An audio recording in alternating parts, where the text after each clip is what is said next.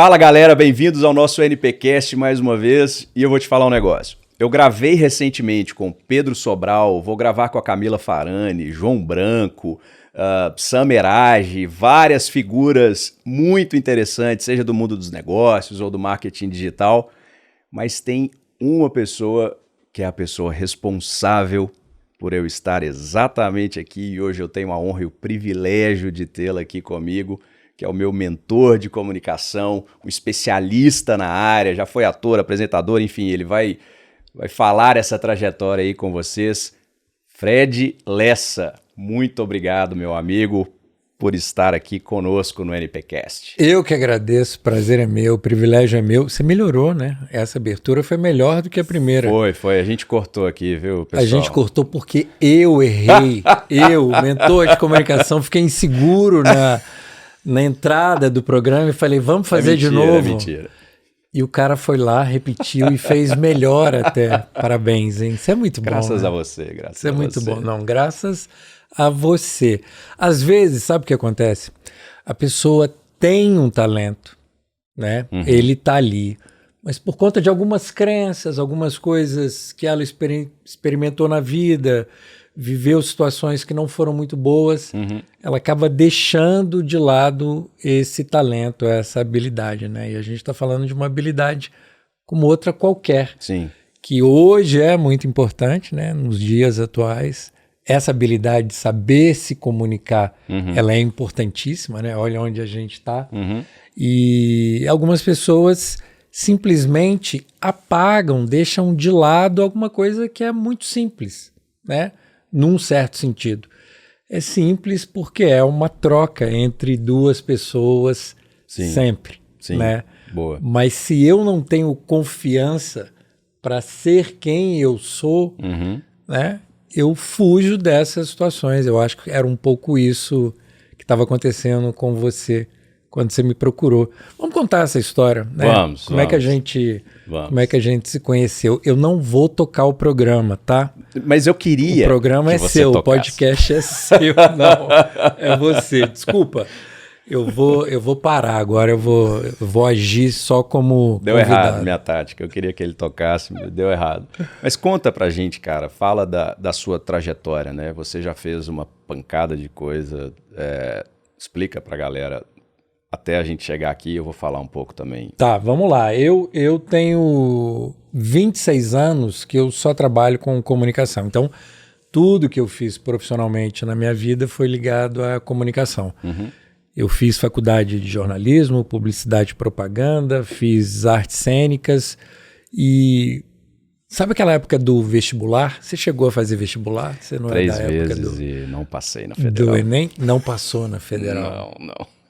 Esse é um papo bom, hein, para um podcast. É um trauma, esse é um papo pro psicólogo. Para terapia. Para terapia. Mas aí lá, nessa época, que é uma época muito importante, né, onde a gente tem que muito cedo definir ou pelo menos saber qual caminho a gente vai percorrer profissionalmente, eu nunca tive a menor dúvida. Quando chegou a época do vestibular, eu falei, eu quero trabalhar em TV. Eu sabia, eu sempre fui um apaixonado por TV e eu sou de uma época que a TV tinha 6 canais e saía do ar tipo 1h da manhã. Verdade. Eu lembro disso, né? Sair do ar saía do ar, começava um chiado. E eu estou entregando a minha idade aqui, eu não tenho o menor problema em dizer que eu tenho 72 anos. Mas aí eu lembro o dia que chegou a TV a cabo na minha casa. Foi uma explosão dentro da minha cabeça ter acesso àquela quantidade de conteúdo, que é um pouco o que a gente vive hoje em dia, com a facilidade de acesso que a gente tem às informações, né? Há 30 anos atrás não era assim. Então, eu fiquei completamente apaixonado por aqueles universos que eu conseguia acessar ali do sofá da minha casa. Então, quando chegou a época do vestibular, foi muito fácil para mim. Eu quero trabalhar em TV. E aí eu tive uma carreira em Belo Horizonte ligada à publicidade. Comecei trabalhando numa agência como estagiário, depois eu fui redator júnior, Depois eu virei redator, não aguentei a pancada que é trabalhar na criação, né? Porque eu queria criar a hora que eu tivesse inspiração. Eu não queria ter que entregar às 16 horas, né? Que é isso que acontece. 16 horas você tem que estar com a campanha fechada ou com aquele trabalho ali entregue. E aí a minha vida estava muito ligada à publicidade, eu tive uma decepção ali profissional e acabei que eu fui parar no Rio de Janeiro. Uma oportunidade assim que apareceu, eu fiquei sabendo de um teste para a Oficina da Globo. A Oficina da Globo para os atores é como se fosse um processo de trainee. Né? Você fica 6 meses lá dentro da casa, conversando com todo mundo, tendo aulas de expressão corporal, mitologia grega, história da telenovela, voz, dança de salão. É um processo bem completo. E várias pessoas do Brasil, na minha época eram 30 pessoas, e uma época muito feliz na minha vida, solteiro no Rio de Janeiro. Fui morar lá em 1998, foi uma época de expansão, assim. Eu vinha de Belo Horizonte, né? Coincidentemente, você também é de lá. Somos conterrâneos. E cheguei no Rio de Janeiro convivendo com pessoas com uma cabeça diferente das pessoas que eu estava acostumado a conviver, enfim. Foi uma época muito rica da minha vida. E ali eu tive a certeza, né, que eu queria seguir mesmo essa carreira. Aí abracei, quando terminou a oficina, eu fui fazer a Faculdade de Artes Cênicas. E na Faculdade de Artes Cênicas, eu vi lá um dia que tinha um teste para apresentador de um programa que a faculdade tinha. Fiz o teste, passei, essas coisas que acontecem. E aí a faculdade tinha 3 programas, eles me deram os 3 programas para apresentar, e aí começou a minha carreira como apresentador. De lá eu fui para a Sky.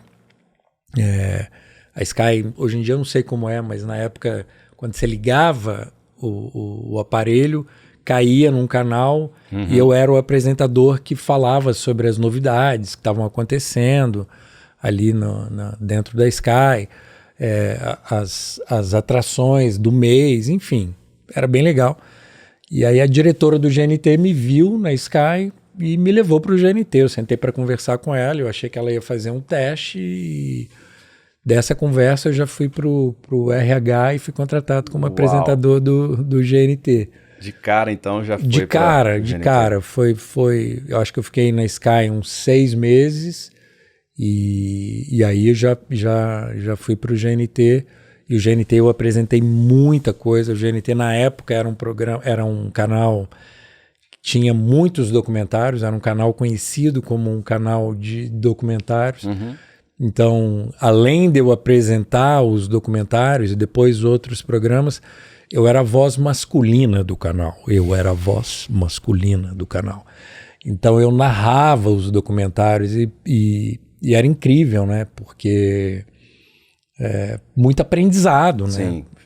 Era uma gama gigantesca de conteúdo, de assuntos diferentes. E eu aprendia, obviamente. Aprendi a fazer isso aqui e também tive conhecimentos de coisas que eu levei para minha vida.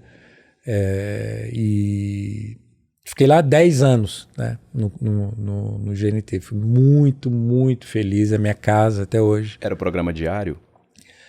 Durante 6 anos eu fiz várias coisas. Cheguei a apresentar o 60 Minutes, que é um programa jornalístico americano muito conhecido, que está no ar, eu acho que há 40 anos lá nos Estados Unidos, que é uma espécie de Globo Repórter aqui pra gente, mas mais ligado a notícias, assim, coisas que acontecem na sociedade americana e que viram esse programa. Então era uma coisa bem séria. E eu que apresentava aqui no Brasil.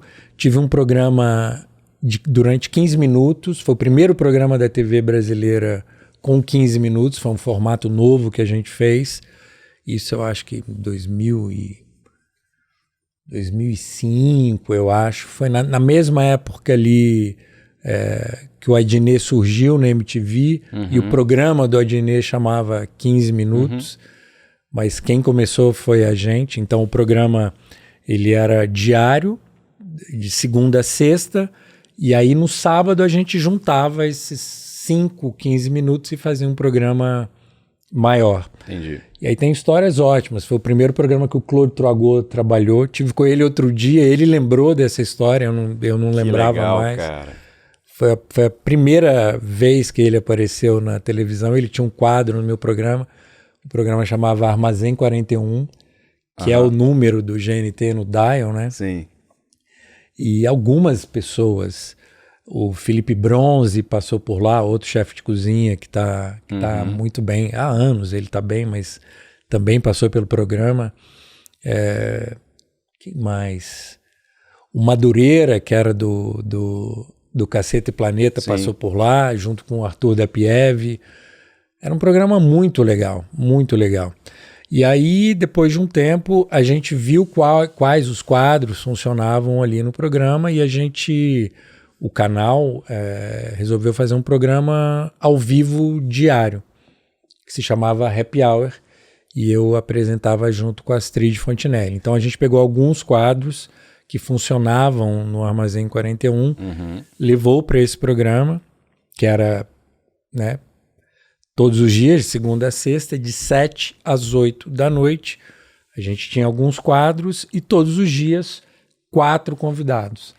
E aí foi uma escola maravilhosa para mim, primeiro porque eu acho que televisão tem alguns bichos, assim. E a Astrid é um bicho de televisão, né? Ela cresce dentro do estúdio, ela sabe fazer muito bem, ela domina o ao vivo, porque ela tem uma percepção muito aguçada das pessoas, do ser humano, né? E ela consegue conduzir tudo muito bem. Então eu ficava ali meio que aprendendo, de olho nela, né? Ela tinha muito mais experiência do que eu. Quanto tempo com ela ali? Esse programa durou 4 anos. Foram os meus últimos 4 anos dentro do canal. A gente começou a fazer ele no Rio, depois a gente veio para São Paulo. E passou, assim, todo mundo que era relevante no país na época passou por lá. E a gente tinha números musicais, então eu fiz amizades que eu tenho até hoje com uma galera muito legal da música, do cinema, da própria TV. E hoje em dia eu uso essa experiência toda atendendo as pessoas que eu atendo, né? Eu tive também, enquanto estava no canal... eu fiz uma novela também nesse... Mulheres Apaixonadas. Chicas Enamoradas. Chicas Enamoradas. Era o nome dela no mercado latino, né? Porque a Globo tem essa coisa, né? A Globo vende os produtos para vários países. E Antônio, eles são... né? Hã? Você era o Antônio. Eu era o Antônio. Pesquisei sobre você. Pesquisou. Você tá me matando de orgulho. Trabalhava no hotel. Era o concierge. Concierge do hotel. Boa. O hotel era... A novela tinha 3 núcleos, né? Tinha um núcleo que era um hospital, que o Zé Maia era o médico pegador. Como sempre, em todas as novelas que ele faz, só mudava a profissão. Tinha uma escola, que era o núcleo da Carolina Dickmann, as histórias dela, e tinha o hotel, né, que não era meu núcleo, era o núcleo do Tony Ramos e da Suzana Vieira. O Tony Ramos, ele era o saxofonista do bar do hotel e eu era o concierge. Que foi também uma época muito louca na minha vida, que eu fiz essa novela por conta do GNT. Eu estava no ar fazendo uma semana... pós 11 de setembro. 11 de setembro estava fazendo um ano, o atentado de 11 de setembro. Então foi 2002, né? 11 de setembro foi em 2001. Foi 2001. 2001. Então isso foi em 2002. A gente resolveu fazer uma semana temática. Todos os documentários eram sobre o atentado de 2001. E o Manuel Carlos, que estava escrevendo a novela, estava morando em Nova York. ele tinha voltado para o Brasil para acabar de escrever a novela e entregar os capítulos e estava vendo no GNT a semana, como ele estava morando em Nova York, ele estava muito envolvido com tudo que tinha acontecido. Sim. Aí tinha lá um menino, Fred Lessa, apresentando todos os documentários dessa semana, todos os dias, no mesmo horário, acho que era 8 horas da noite, eu apresentava um documentário novo. Então eu entrava, fazia o que a gente chama de cabeça, e aí ele me viu e falou, pô, vou escrever um papel para esse cara. É meio surreal essa história. Porque quando a assessora dele me ligou, a assistente dele me ligou, eu achei que era trote e tratei mal. Quando ela me contou, ela falou, o Manuel Carlos te viu e quer escrever um papel para você na novela. Eu falei, minha filha, você tem mais o que fazer? Pô, tô ocupado aqui. E foi o que aconteceu. Né? Então, caramba. Foi uma época incrível da minha carreira, porque eu estava no ar no GNT todos os dias e também na novela das 9 na Globo. E foi muito legal, né? Tudo isso eu trago comigo hoje em dia. E nessa época eu comecei a fazer muita publicidade. Não porque as pessoas chamavam o Fred, eu ia fazer teste como todo mundo. Entendi. Que eu acho que é uma coisa que me forjou, assim. Né? Porque você faz 10 para passar em 1, às vezes você faz 20 para passar em 1. Então isso abaixa a sua bolinha, você fica mais humilde. Às vezes você sai do estúdio achando que você mandou muito bem e não rola, não acontece. E eu fiz grandes campanhas, tipo, cerveja eu fiz todas, banco fiz tudo, carro, eu tinha uma entrada muito legal nesse setor automobilístico, então eu lancei alguns carros no Brasil, eu lancei o HB20, eu lancei a nova geração da S10, da caminhonete da Chevrolet, eu lancei a nova geração do Cruze, enfim, eu tinha um rosto, uma voz e uma atitude que na época vendia muito. Então, além dessas coisas todas, eu fiz mais de 200 filmes publicitários, né? 200 propagandas, como a gente chamava na época. Então, 200 sets, diretores diferentes, diretores de fotografia diferentes, equipes diferentes. Isso vai te dando uma casca, né? De lidar com equipes diferentes, em situações diferentes, muitas vezes com os clientes dentro do set, você tendo ali que performar, uma equipe de 60 pessoas, 80 pessoas. Fantástico, cara. Quando o cara fala gravando, você tem que ali entregar da melhor maneira possível. E só para encerrar, eu sei que eu estou me estendendo, mas a edição do Vitor vai nos salvar aí. Uma coisa que foi bem legal também nessa época, que eu falei que eu tinha um rosto, uma voz, sei lá, uma atitude que vendia muita coisa, eu fui apresentador da TV Varig. Olha, Varig. Uau! Muita gente que está escutando e vendo a gente pode nem saber o que é a Varig. Varig era uma grande companhia aérea brasileira. Todo voo internacional tinha lá a TV Varig quando você sentava, e eu era apresentador dessa TV Varig.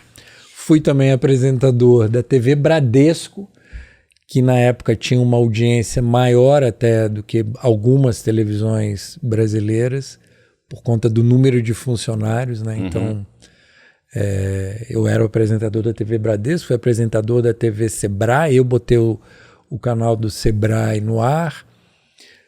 Eu botei o canal da Hyundai no Brasil no ar também como apresentador, na época do HB20, enfim, muitas coisas. Rodado.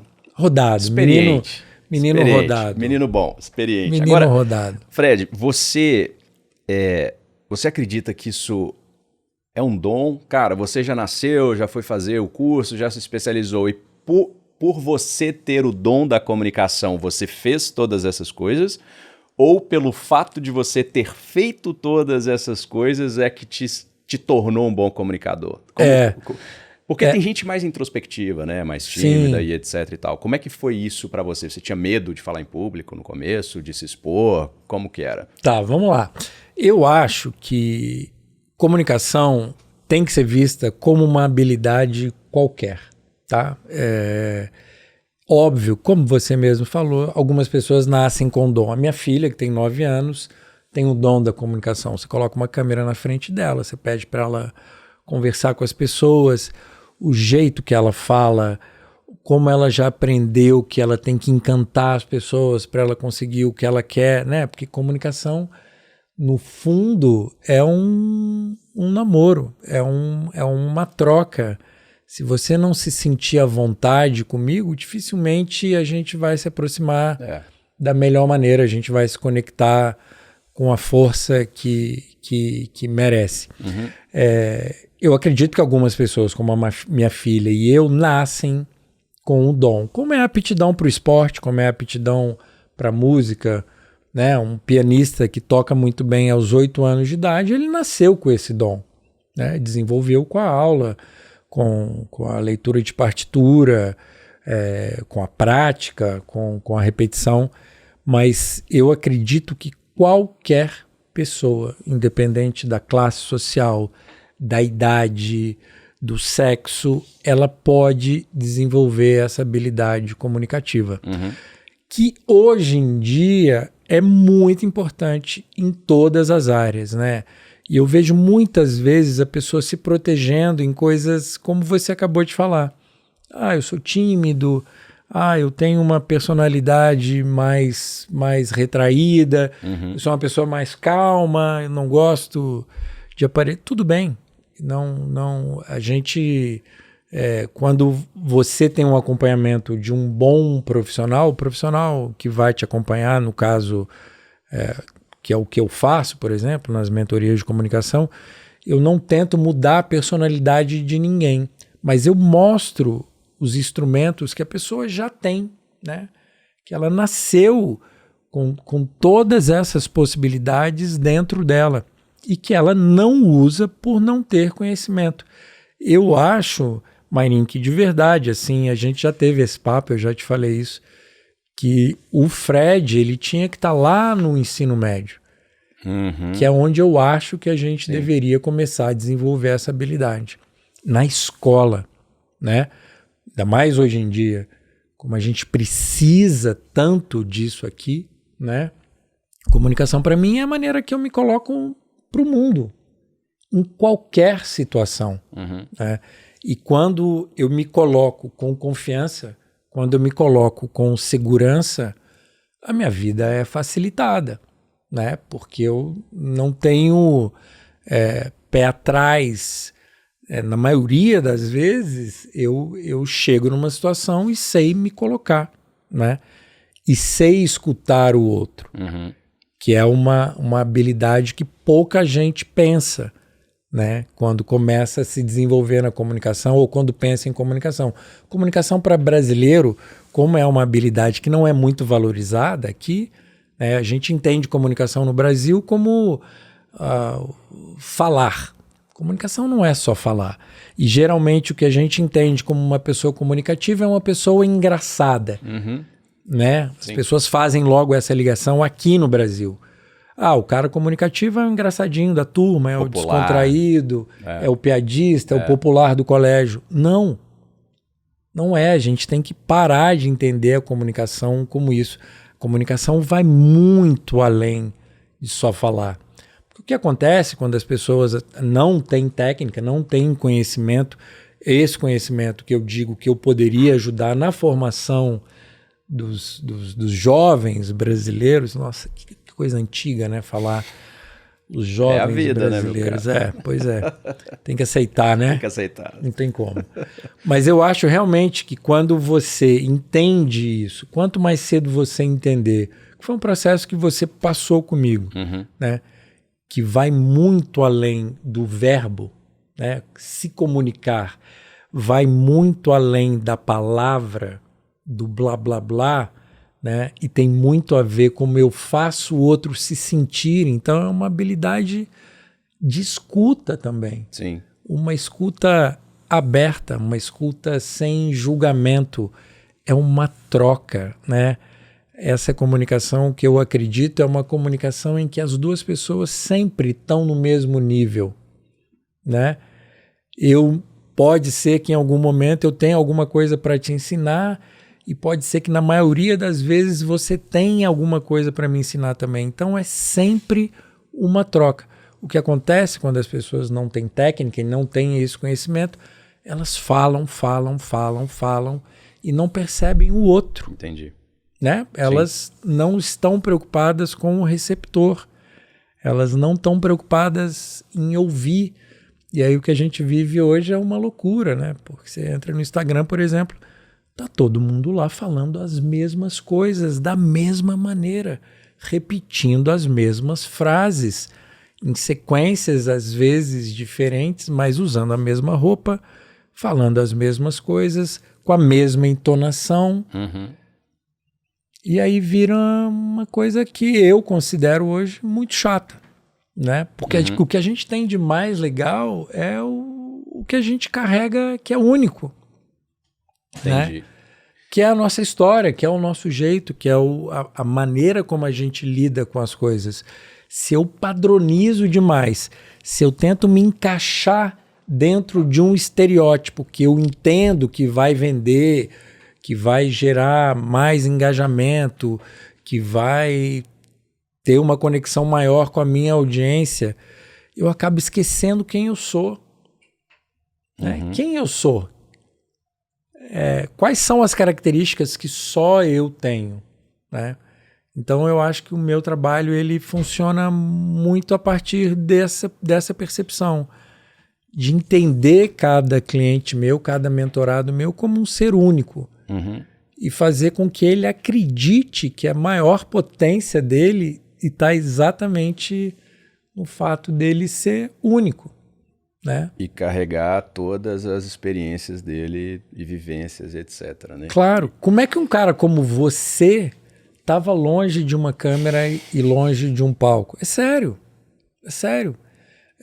Olha como que uma crença ou um pensamento ou algo que te segurava ali num lugarzinho mais confortável, mais protegido, te impedia de colocar a sua voz a serviço de outras pessoas, né? Porque o que a gente está fazendo aqui, o que você está fazendo lindamente já com a sua ideia desse podcast, é ajudar na transformação das pessoas. Sim. Né? Sim. E isso tem um valor gigantesco. Você não está aqui para vender nada. Né? Você está aqui para realmente ajudar. E eu acho que se você não tivesse aqui, o que teria acontecido?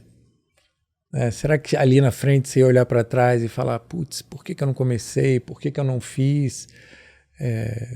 Eu acho que quando a gente acredita na nossa voz, quando a gente confia e sabe o quanto a gente pode ser útil para as outras pessoas, é um sentimento incrível, né? Agora, para isso também, como você teve muita experiência, você entende de diversas técnicas, né, que com o passar do tempo foram se tornando naturais também. Técnicas que eu digo, a forma como você se posiciona, se comunica para você fazer com que a sua comunicação seja clara.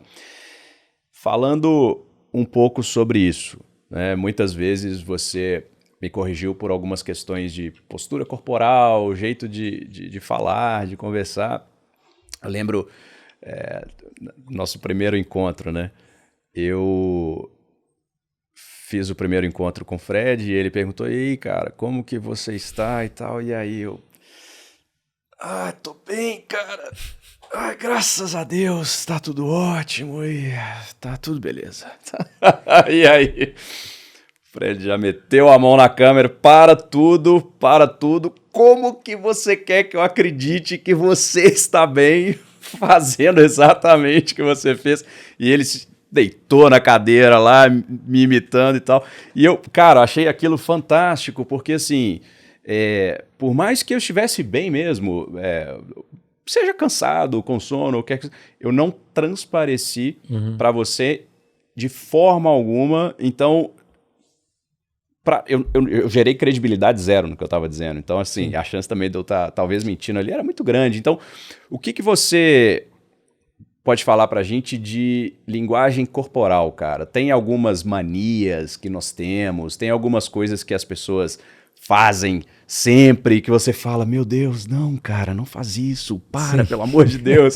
Como que a linguagem corporal, ela pode incorporar aqui na nossa comunicação, Fred? Sim, linguagem corporal é a base de toda boa comunicação, né? Eu tenho aqui um instrumental gigantesco que eu posso usar a meu favor, a maneira que eu estou sentado nessa cadeira, a maneira como os meus pés estão fincados no chão, como eu uso as minhas mãos, como eu me aproximo do microfone, quando eu vou um pouco para trás, tudo isso compõe, ajuda as pessoas a me sentirem mais, né? Eu costumo dizer que se fazer entender é muito fácil. Agora, se fazer sentir, quando o outro te sente, é um sinal que ele está muito perto de você. E a gente tem que usar o nosso corpo. Você deu um exemplo aí do nosso primeiro encontro, que foi online. E você tinha uma coisa de esfregar muito o rosto. Então, tudo que você falava, você, além de suspirar, como é que tá? Não, dia difícil hoje, né? Muitos compromissos, mas vamos lá, eu tô bem. E eu nunca tinha reparado isso, cara, que eu ficava... E aí, isso acaba gerando um ruído pro receptor da sua mensagem, que você tá dizendo uma coisa, tá saindo certas palavras e frases da sua boca, mas o seu corpo está dizendo uma outra coisa completamente diferente. Que foi exatamente o que eu fiz para você. Fred, tá feliz de estar aqui hoje? Pô, demais. Tô muito feliz. Tô muito feliz. E isso acontece o tempo inteiro. Bom, eu não paro de trabalhar. Se eu tô no elevador, se eu tô num táxi, se eu tô andando na rua, eu fico reparando nas pessoas. E é muito comum a gente ver isso no nosso dia a dia, durante praticamente todos os dias. Por que a gente abaixa para falar com as crianças? Não tem um sentido nisso? Sim, sim. Por que a gente não faz as mesmas coisas ou coisas parecidas com essa atitude de se abaixar para falar com uma criança com adultos, com pessoas que a gente trabalha, com pessoas do nosso convívio, com a esposa, com a noiva, com o namorado, com a namorada. O meu corpo diz muito sobre aquilo que eu estou sentindo. Então, eu tenho que adquirir uma consciência corporal para eu poder dominar o que está acontecendo em qualquer situação. Eu costumo dizer que com o meu corpo eu desenho aquilo que eu estou falando. Então, eu ganho clareza na minha comunicação, né? Sim. E ao mesmo tempo que eu ganho essa clareza, eu consigo colocar através do meu corpo o quanto eu acredito naquilo que eu tô falando. E na prática, assim, para as pessoas que não têm familiaridade com isso e não conhecem as suas próprias manias, como a gente falou aqui no meu caso,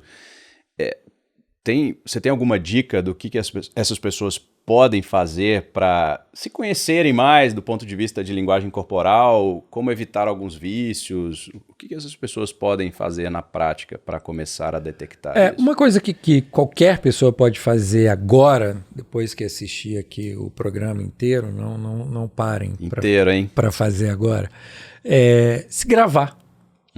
Todo mundo tem a facilidade hoje em dia de ter um celular perto, coloca o celular em algum lugar e você pode se gravar conversando com alguém no telefone, você pode se gravar contando como foi o seu dia, você pode se gravar falando sobre uma notícia que você viu naquele dia, e aí você vai começar a se ver com esse olhar mais crítico. E veja se você está utilizando as suas mãos, como é que está o seu corpo, se o seu ombro está para trás, se você está com o corpo cansado, porque a gente, Mayrin, que a gente se comunica o tempo inteiro. né? Sim. Eu não preciso falar para me comunicar. A maneira que eu entro na sala de reunião já diz muito sobre o que eu quero entregar naquele momento da reunião. A maneira que eu me sento numa festa, a maneira que eu fico aguardando uma consulta médica, eu estou me comunicando. Desde a hora que a gente levanta da cama até a hora que a gente vai deitar, a gente está se comunicando o tempo inteiro, né? Fica encolhido no sofá durante uma conversa séria com a sua esposa, por exemplo.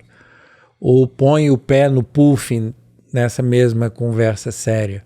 Ou cruza os braços para você ver como a reação da pessoa vai mudar. A gente se comunica através do nosso corpo o tempo inteiro. Então, 2 coisas práticas que as pessoas que estão vendo a gente agora podem fazer. Gravar coisas do seu dia a dia, grava, dá play e vê como está o seu corpo, né? E aí comece a aplicar essas ações durante o seu dia a dia. Eu gesticulo pouco, meu ombro está sempre para frente, eu estou sempre meio curvado, eu não tenho muita energia quando eu falo. Começa a mudar. E uma outra coisa que você pode fazer é comece o seu Big Brother. Comece o seu próprio reality show. Comece a achar que tem uma câmera apontada para você durante 24 horas do seu dia. O que você faria se tivesse uma câmera apontada para você durante 24 horas? Então, se você está num lugar, se você lembra que a câmera está ligada, ajuste o seu corpo àquela situação, né? Legal. Se você está num velório, por exemplo, seu corpo vai ser um corpo mais retraído, mais fechado. Eu sei que as pessoas escutando isso agora pode parecer um pouco distante da realidade delas, mas elas têm que começar já, hoje, agora, a tomar muito cuidado com o que elas fazem com o próprio corpo. A tal da linguagem não verbal, ela é importantíssima para a gente nos dias de hoje. Boa. E com relação a verbal, né? Voz. Tem um cara, até te mandei esse cara, é um vietnamita, mora na Austrália hoje. Esqueci o nome dele. Vinh Quang Yang, se eu não me engano. A pronúncia, com certeza, se ele me escutasse aqui, ele ia me matar. Esse cara fala um negócio legal, Fred, que é a questão da monotonia. Quando você está comunicando, tudo que é muito monótono é muito chato. Então, se eu estou apresentando devagar, isso começa a cansar as pessoas. Só que se eu começo a falar muito rápido também... Então, assim, tudo que é muito incomoda. Você concorda com isso? Tipo, um cara vai fazer uma apresentação e ele fala rápido o tempo inteiro, ele fala devagar o tempo inteiro, ele fala alto o tempo inteiro, fala baixo o tempo inteiro. Você concorda com isso, sim ou não, primeiro, né? Para eu entender o seu ponto de vista, porque às vezes você não pensa dessa forma. Você acabou de dar uma aula sobre o que você estava entregando. Enquanto você estava falando comigo, você mudou o tom, você brincou com o volume, você brincou com a velocidade, você sorriu, você ficou sério. Isso é o que a gente considera como sendo ideal, né? É sempre uma tela branca.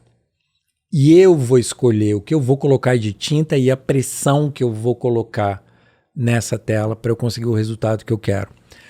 Como é que eu fujo desse eu costumo dizer, eu chamo isso de da pessoa que é monocorde, pessoa que não sai daquele tom, que são os professores chatos que a gente teve na época do colégio, né? É só parar para pensar. Eu costumo dizer que o cara começa a botar a plateia ou aquela audiência dele para dormir, para ninar. Ele começa a cantar uma canção de ninar. Vamos pensar num gráfico.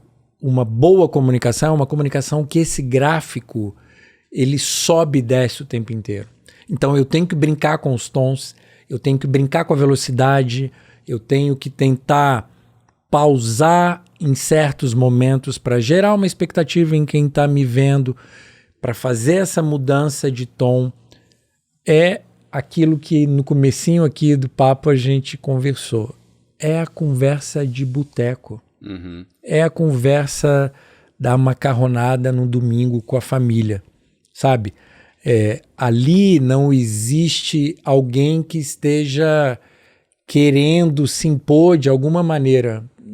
Forçando a barra Forçando ali, a barra. artificial. Exatamente.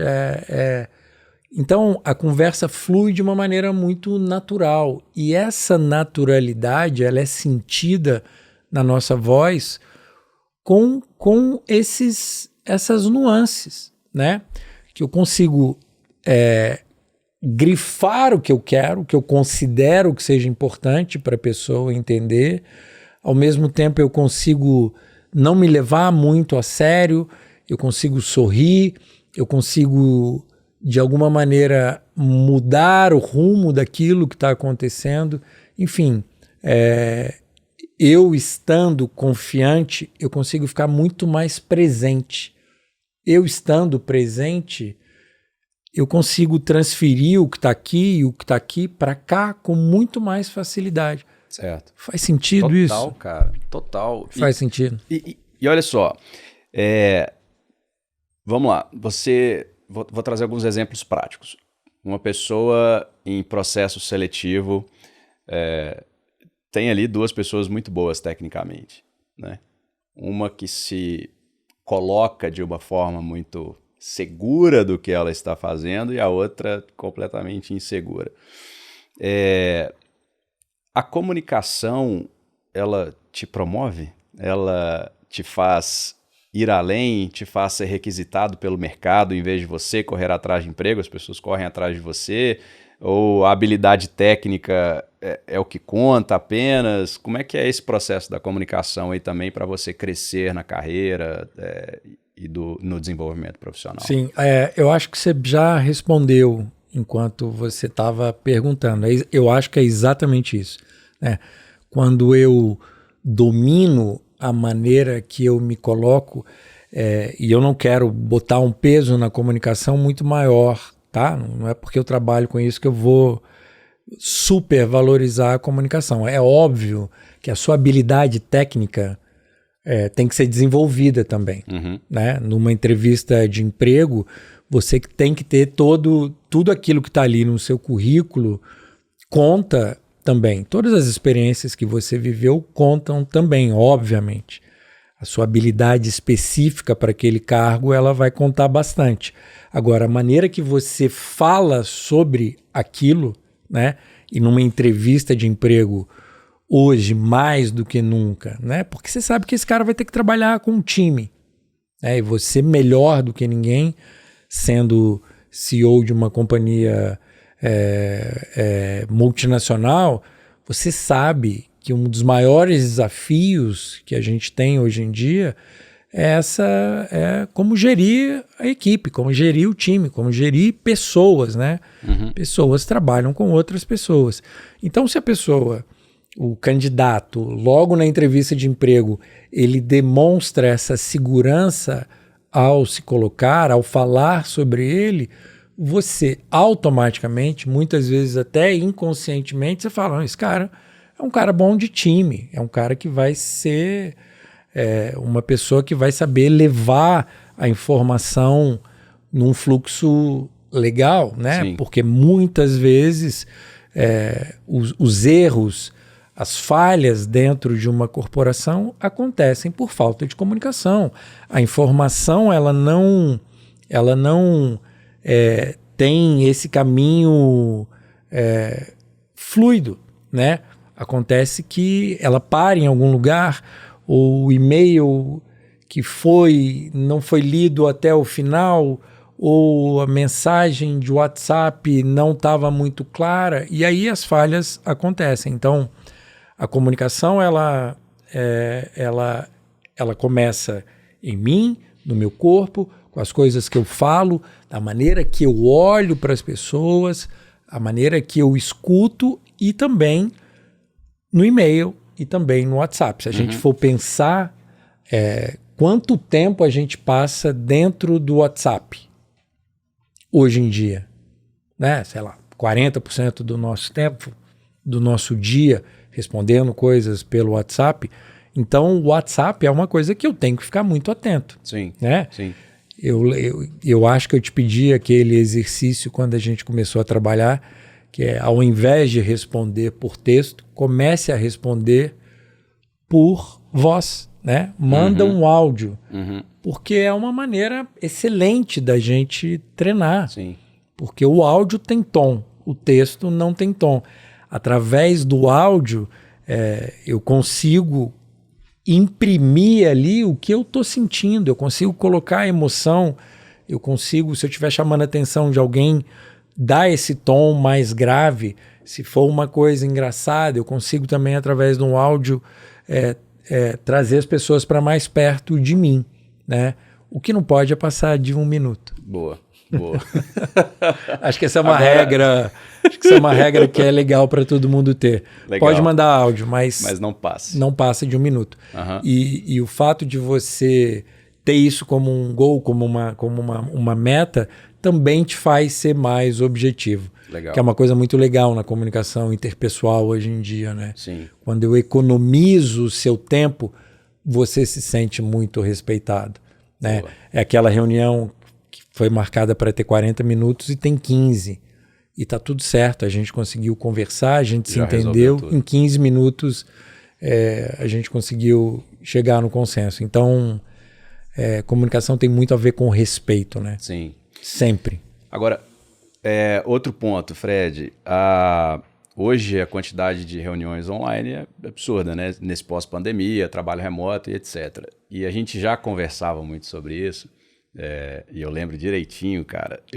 Quando eu fiz autoescola para aprender a dirigir, o instrutor era um pé no saco, velho. O cara, ele apontava pro retrovisor esquerdo, meio e para a direita. Aí eu ficava 30 segundos olhando para frente, o cara colocava o braço dele na minha frente e fazia isso.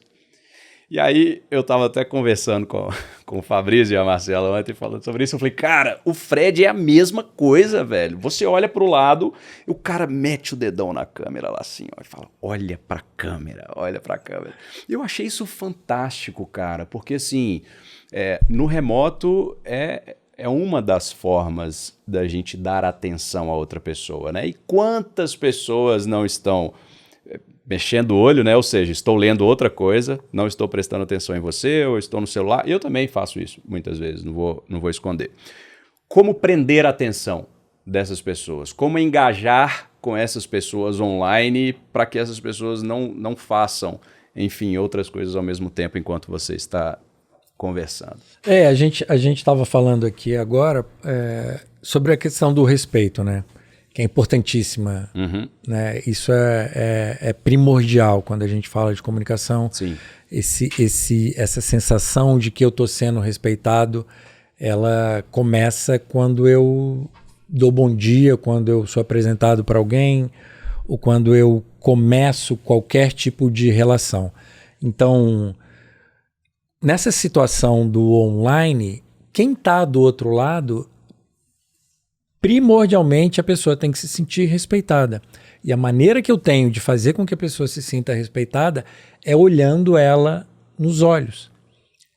Onde estão os olhos da pessoa quando a gente está fazendo uma reunião online? Nelas mesmas, né? Na tela ali. Elas estão olhando para a tela. Como é que eu chamo a atenção dessas pessoas? Olhando elas nos olhos, né? O olhar dela é a câmera.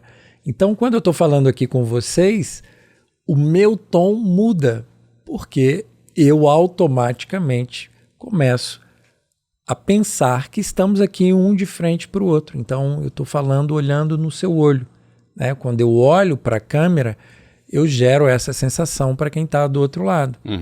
Então, o respeito vem a partir daí, né? Eu acho que eu já te falei logo lá no começo, acho que você falou até num podcast sobre isso, né? Falei.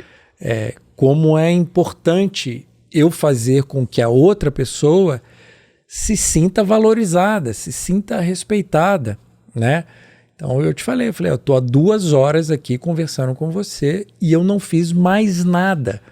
Eu não peguei meu celular, eu não abri nenhuma outra janela no meu computador, eu não levantei da cadeira. Isso acaba gerando uma conexão com a gente muito forte, né? Você não tem coragem de pegar o celular se uma pessoa está te olhando o tempo inteiro. Então, uma dica que é uma coisa bem tranquila das pessoas fazerem, que é um erro comum, que é quando a gente está numa reunião online, a gente fica se olhando na tela, olhando para as pessoas na tela. Na tela do iPad, na tela do computador, na tela do celular, né? A gente tem que parar de fazer isso. A gente tem que olhar para a lente, que são os olhos da pessoa. Então, quando alguém está falando comigo, eu olho para a tela, né? Uma regrinha básica. Quando eu estou falando, eu olho nos olhos da pessoa. Boa. Ela se aproxima muito mais de mim. Muito bom. Outro ponto que eu queria que você falasse com a gente é o seguinte, o contar histórias, né? E eu quero juntar duas coisas aqui, cara. Contar histórias com essa não monotonia, digamos assim, na comunicação, beleza? Quais são alguns casos que eu vejo? Exemplo, você falou do professor chato, do palestrante que coloca a galera para dormir, e tem alguns outros casos, por exemplo, eu já assisti alguns vídeos, tem o TED Talks, né, de algumas pessoas e tal, e o conteúdo é muito bom, só que aquele negócio, a entrega, e você fala, cara, putz, vou sair, não, tá muito chato. Pensa um Shark Tank da vida, né? Os caras estão ali naqueles minutos e eles precisam, claro que tem toda uma análise ali por trás, mas eles em alguns minutos precisam fazer um pitch. Você tem uma empresa, precisa levantar 10 milhões de dólares e você vai encontrar com um fundo de investidores e precisa convencer esses caras que vale a pena colocar esses 10 milhões de dólares. Você é um executivo ou uma executiva de uma empresa, a empresa está passando por uma dificuldade, ou então vai mudar um posicionamento e você tem que levar aquela galera toda a acreditar no que você está falando. Então, assim, como, cara, trazer mais energia e como também trazer uma história a ser contada do que necessariamente aquela pessoa ficar falando sobre aquele negócio técnico e acaba não convencendo quase ninguém. Legal. A gente tem alguns conectores na comunicação, né? Conectores são ferramentas, são princípios, são algumas ações que eu consigo te trazer para mais perto de mim. E o maior que a gente tem, né, são as histórias. Não existe nada mais poderoso do que uma história, né? Todas as vezes que eu começo a contar uma história, eu me aproximo muito de quem está do outro lado, porque a pessoa se imagina no meu lugar, se imagina no lugar daqueles outros personagens da história. E uma história, ela tem um componente que nos é muito familiar enquanto espécies, né? O ser humano evoluiu através das histórias. Desde que a gente se entende aqui como Neandertals, que a gente se reúne em volta de uma fogueira para contar as histórias daquela tribo ali, daquela sociedade, daquele grupo, né? É através das histórias que eu perpetuo alguma coisa. Eu falo sobre coisas que aquela tribo conseguiu superar, grandes conquistas, guerras, enfim. A gente, enquanto espécie, carrega já no nosso DNA essa vontade de descobrir novas histórias. O que é o cinema, né? O cinema é a gente sentado ali. O que é o streaming? Eu disposto a, durante 2 horas, conhecer uma nova história. Então eu costumo dizer que sempre, em qualquer situação, quase todas as situações, eu sempre consigo encaixar uma história. Você deu aí esses exemplos de uma rodada de investimentos, de algum executivo, enfim. Em todas essas situações, eu consigo encaixar uma história. E o que eu faço quando eu conto uma história? Eu trago aquela audiência, aquele interlocutor, para mais perto de mim. E aí é óbvio que fica mais fácil de eu convencê-lo de alguma coisa, fica mais fácil de fazê-lo mudar de ideia sobre algo, fica mais fácil de vender qualquer coisa. Eu preciso me aproximar da pessoa. E a história é um canhão, né? A história é muito potente. Se eu começar a dizer para você que no ano de 1997, num domingo, era um dia chuvoso em Belo Horizonte, eu estava com um tênis Nike amarelo e vinho, estava com um casaco do Minas Tênis Clube, um boné da Nike. Você já está imaginando essa situação. Lá. Você já está perto de mim. Eu te trouxe para perto de mim. Tudo fica mais fácil, né? A partir daí. Então, uma dica prática, que eu acho que isso aqui é um dos objetivos, né, de um podcast, é ajudar as pessoas de verdade, é você... Quanto mais detalhes você conseguir colocar na história, melhor. Obviamente que com ritmo e tal, tomando cuidado, sempre bom senso, tá, gente? Para não ser uma história muito longa, mas fala dentro daquela história, fala sobre a temperatura, descreva o lugar, fale sobre a roupa, fale sobre o cheiro, conte como você estava se sentindo naquele dia. Todos esses elementos vão trazendo a pessoa para mais perto de você. Né? E tudo que a gente quer na comunicação é essa união, essa cooperação, essa compreensão. Comunicação não se faz sozinha, nunca. Né? Eu preciso de você, eu preciso de mais de você aqui nesse momento. Então, quanto mais juntos estivermos, melhor vai ser a situação. E como que essa história pode ser contada de um jeito completo? Numa jornada. Quais são os elementos aí que não podem faltar? Né? Por exemplo, você vai assistir um filme da Disney, você tem toda aquela parte, começa assim... Quais são os elementos de um storytelling que você acredita que são fundamentais e as pessoas não podem deixar de usar na hora de contar uma história? Sim, primeiro eu acho que tem um componente aí de uma palavrinha que está sendo muito usado hoje em dia, mas acho que as pessoas esquecem um pouco o que ela significa, que é empatia. Né? Empatia, eu tenho que saber para quem eu estou falando. Quem são essas pessoas que estão me ouvindo? Quem está na minha frente? Né? Empatia é eu me colocar no lugar do outro e saber até que ponto, até onde eu posso ir. O que essa pessoa vai conseguir perceber a partir do momento que eu começar a contar essa história. Então eu preciso ser empático, mas eu também preciso ser simpático. Né? Muita gente fica muito preocupada com a parte técnica. Essa expressão storytelling é uma coisa que me incomoda um pouco. Né? Storytelling é contar uma história. Começo, meio e fim. No meio dessa história eu tenho que ter emoção, eu tenho que gerar uma expectativa nas pessoas, tem que ter uma surpresa, tem que ter um momento de virada, um plot twist para a pessoa ser surpreendida. E eu não posso me levar muito a sério. Né?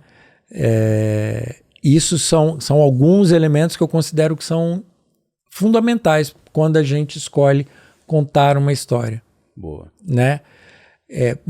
Eu acho que as pessoas às vezes pecam numa atitude um pouco... Quando eu me levo muito a sério, pode parecer que eu estou cagando regra. Quando eu me levo muito a sério, pode virar uma aula. Né?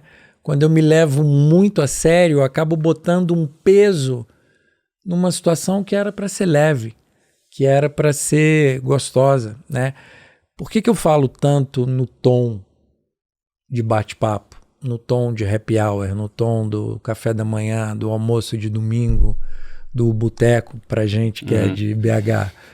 Porque esse é o tom que aproxima as pessoas. Né? Sempre que alguém se coloca numa situação um pouco superior aos outros, peraí que agora eu vou dar uma aula aqui para vocês sobre certo assunto. A tendência é que fique chato, né? Sim. E as pessoas se desconectem. E assim, cara, com o avanço digital hoje, IA generativa e etc e tal, as pessoas falando pelo WhatsApp o dia inteiro, muitas vezes esquece-se até o português, a gramática e etc. Como que você acredita, cara? A galera vai comunicar pior, vai comunicar melhor hoje? Como é que você vem observando, assim, com esse digital cada vez mais maluco e também com a inteligência artificial falando com a pessoa o que que ela tem que fazer, dando dicas e orientações? E na hora do vamos ver ali, do tete a tete, que essa pessoa tiver que falar alguma coisa, como é que fica essa questão de tecnologia com habilidade de comunicação? Eu vou ser, acho que pela primeira vez aqui no nosso papo, bem objetivo. Eu acho que o diferencial vai ser no fator humano. Então, eu acho que as pessoas vão ser obrigadas a se comunicarem melhor. E o que vai fazer a diferença realmente vai ser aqui o olho no olho. Uhum. Né? Porque a gente vai ter várias coisas que vão ser criadas, geradas e manipuladas e mantidas através da inteligência artificial, mas vai ter uma hora que isso aqui vai acontecer. E o que vai fazer diferença é esse olho no olho aqui. Boa. Bom, pessoal, eu fiquei muito feliz com esse podcast. Acabou? Foi muito legal. Não acabou, não. Acabou. Temos mais um maravilhoso ali. Olha, Christian Todesco nos já esperando. Tem um convidado do próximo. Tudo bem? Tá ali, ó.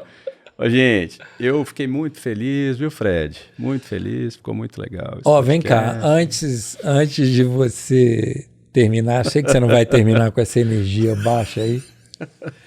Eu queria dizer o seguinte, eu estou muito orgulhoso do que eu vi hoje aqui.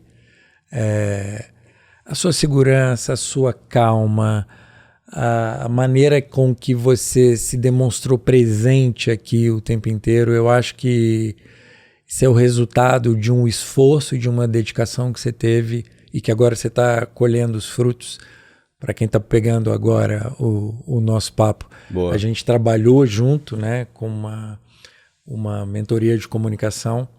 Eu mentorei este menino de ouro aqui e eu estou muito orgulhoso e eu não vou dizer que eu estou surpreso, mas eu estou feliz por você, porque você está ótimo, você tem uma voz linda que as rádios do interior do Brasil não te vejam, porque elas vão querer você no programa das 6 horas da tarde, logo depois da Ave Maria.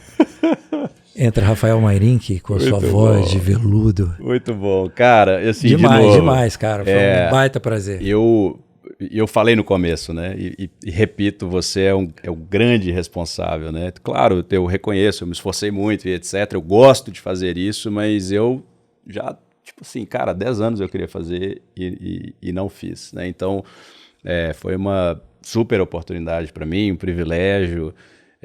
E duas coisas me marcaram muito que você me falou. Uma é o pare de se levar muito a sério, né? Aí você falou assim comigo, você não tá com essa bola toda. Cara, isso foi animal, velho, porque assim, é isso, né? A gente quer acertar, eu quero ali fazer aquela coisa perfeita e tal. Não vai fazer. Não vai fazer. Ontem, rapidinho, eu vi um vídeo de um cara que chama Alex Hormozzi. O cara tá explodindo no YouTube, etc. Um empreendedor norte-americano.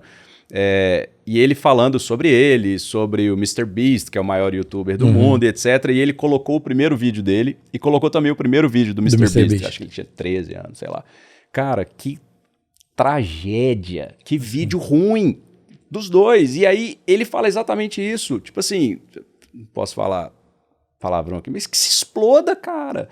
Faça o primeiro, né? Você não precisa se levar muito a sério. Então, isso me ajudou muito, né? Em termos de evolução. Falou, cara, tudo bem, vou errar, vou falar de um jeito que eu poderia ter falado melhor. Então, isso me ajudou muito. E uma última coisa, que eu vou levar sempre, Showtime all the time. Obrigado, viu, meu amigo? Valeu demais. Eu que agradeço. Foi incrível. Galera, chegando ao fim de mais um episódio do nosso NPcast, eu queria que você comentasse aí de uma forma bem genuína, porque a nossa proposta aqui é ser prático, direto ao ponto, com dicas, experiências, erros, acertos, e se a gente não entender, se eu não entender que eu não estou te ajudando de alguma forma, trazendo essas pessoas super experientes aqui, eu também preciso mudar o formato, afinal de contas você é o nosso objetivo final. Então, fala pra gente o que a gente pode fazer de melhor e diferente aqui, tá bom? Obrigado, valeu, Fredão. Milhões!